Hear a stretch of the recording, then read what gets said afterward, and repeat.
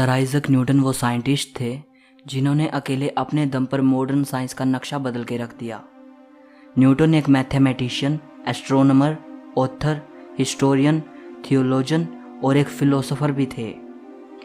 आज वे दुनिया के सबसे महान वैज्ञानिकों में से एक माने जाते हैं। वीडियो को एंड तक देखते रहिए। आप इस महान वैज्ञानिक के बारे में 20 ऐसी बातें जानोगे जो शायद ही आपने पहले कभी सुनी होंगी। नंबर 20। हम बचपन से एक कहानी सुनते आए हैं कि एक दिन न्यूटन एक सेब के पेड़ के नीचे बैठे थे तो एक सेब टूटकर उनके सर पे आ लगा।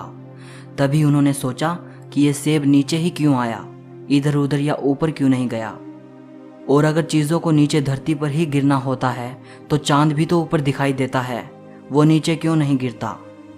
तब न्यूटन ने सोचा कि ज़रूर धरती में कोई फोर्स है जो चीज़ों को अपनी ओर आकर्षित करता है, और यहाँ से न्यूटन को ग्रेविटी का आइडिया आया। अब इस कहानी के बारे में बहुत सी राय हैं। बहुत से स्कॉलर्स कहते हैं कि ये सिर्फ बाद में बनाई गई एक कहानी है और एक फ्रेंच राइटर वोल्टेयर ने इस कहानी को पॉपुलर किया है। बहुत से स्कॉलर्स कहते हैं कि ये कहानी सच है, लेकिन सेब न्यूटन के सर पे नहीं बल्कि उनके आगे गिरा था। कहा यह भी जाता है कि वो सेब के पेड़ के नीचे नहीं बैठे थे बल्कि अपने घर की विंडो से सेब के पेड़ को देख रहे थे, और तब गिरते सेब को देखकर उन्हें ग्रेविटी का आइडिया आया। अब ऐसे भी एविडेंसेस मौजूद हैं जो इस कहानी को सच साबित करते हैं। ज़्यादातर स्कॉलर्स मानते हैं कि न्यूटन ने इस सारी घटना को अपने ही समय के एक वैज्ञानिक और लेखक विलियम स्टुकली को बताया था। विलियम स्टुकली उन सबसे पहले लेखकों में से एक हैं जिन्होंने न्यूटन की लाइफ के बारे में लिखा है। जो बुक स्टुकली ने लिखी थी उसका नाम है memoirs of sir Isaac Newton's life. इसकी मैन्युस्क्रिप्ट ब्रिटेन की रॉयल सोसाइटी के पास सुरक्षित रखी है, लेकिन रॉयल सोसाइटी की लाइब्रेरी के चीफ का कहना है कि सेब गिरने की कहानी महज एक कहानी ही लगती है जिसे न्यूटन ने बाद में आम लोगों को समझाने के लिए बनाया था।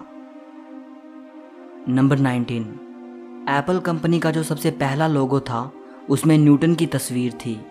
इस लोगो में न्यूटन के उसी पल को दिखाया गया था जिस पल में वो एप्पल ट्री के नीचे बैठे थे और एप्पल उनके सर पे आ गिरता है और उन्हें ग्रेविटी का आइडिया आता है। नंबर 18। 1665 में इंग्लैंड के कैम्ब्रिज शहर में प्लेग की बीमारी फैल गई थी। उस वक्त न्यूटन कैम्ब्रिज के ट्रिनिटी कॉलेज में पढ़ाई कर रहे थे। न्यूटन और उसके सभी क्लासमेट्स को प्लेग से बचने के लिए उनके घर रवाना कर दिया गया। यही टाइम न्यूटन की लाइफ का सबसे प्रोडक्टिव पीरियड साबित हुआ। यही वो टाइम था जब उन्होंने कैलकुलस का आविष्कार किया और वो चीज़ हमें दी जिसे आज न्यूटोनियन फिजिक्स कहते हैं। नंबर 17।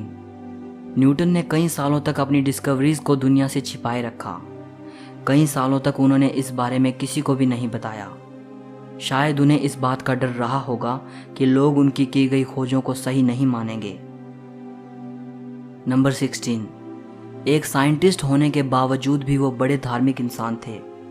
उन्होंने खुद लिखा है कि ग्रेविटी हमें ग्रहों की गति के बारे में बताती है, लेकिन ये नहीं बता सकती कि इन ग्रहों को गति में किसने सेट किया है। ईश्वर सभी चीज़ों को नियंत्रित करता है और जानता है कि क्या है और क्या किया जा सकता है। नंबर 15। आपको जानकर हैरानी होगी कि एक धार्मिक व्यक्ति होने के बावजूद और ईश्वर पर विश्वास रखने के बावजूद भी न्यूटन भूत, आत्मा और शैतान आदि पर विश्वास नहीं करते थे। नंबर 14। न्यूटन का बाइबल को लेकर बहुत जुनून था। बाइबल को बड़ी गहराई से पढ़ते थे, यहाँ तक कि साइंस से ज़्यादा उन्होंने धर्म और इतिहास के बारे में लिखा है। नंबर 13। बाइबल पढ़ने की वजह से ही उन्हें कुछ चीज़ों को प्रेडिक्ट भी किया। न्यूटन ने अनुमान लगाया था कि जीसस को सूली एग्जैक्टली 3 अप्रैल 33 AD को दी गई थी। नंबर 12। न्यूटन के अनुमान के मुताबिक यह दुनिया 2060 से पहले ख़त्म नहीं होगी। नंबर 11। कहा जाता है कि न्यूटन ने पहले ही बता दिया था कि यहूदी इज़राइल को फिर से हासिल करेंगे, और उनकी यह भविष्यवाणी सच साबित हुई। नंबर 10। बाइबल को लेकर उनका जुनून इतना ज़्यादा था कि वो जस्ट इसलिए हिब्रू भाषा को सीखने चले गए कि उन्हें बाइबल में छिपे गूढ़ अर्थों को समझना था। आपको ये जानकर हैरानी होगी कि जिस न्यूटन को हम आज एक महान साइंटिस्ट के तौर पर जानते हैं, उसी न्यूटन ने अपनी ज़िंदगी का आधे से ज़्यादा टाइम साइंस पर काम करने की बजाय धर्म के गूढ़ अर्थों को जानने में लगा दिया। नंबर 9, जिस साल ग्रेट साइंटिस्ट गैलीलियो गैलीली की डेथ हुई थी, सेम उसी साल सर आइजैक न्यूटन का जन्म हुआ था। नंबर 8, जब न्यूटन का जन्म हुआ तब वो नॉर्मल नहीं थे। उनका आकार और वजन बहुत कम था। वे समय से पहले पैदा हुए थे।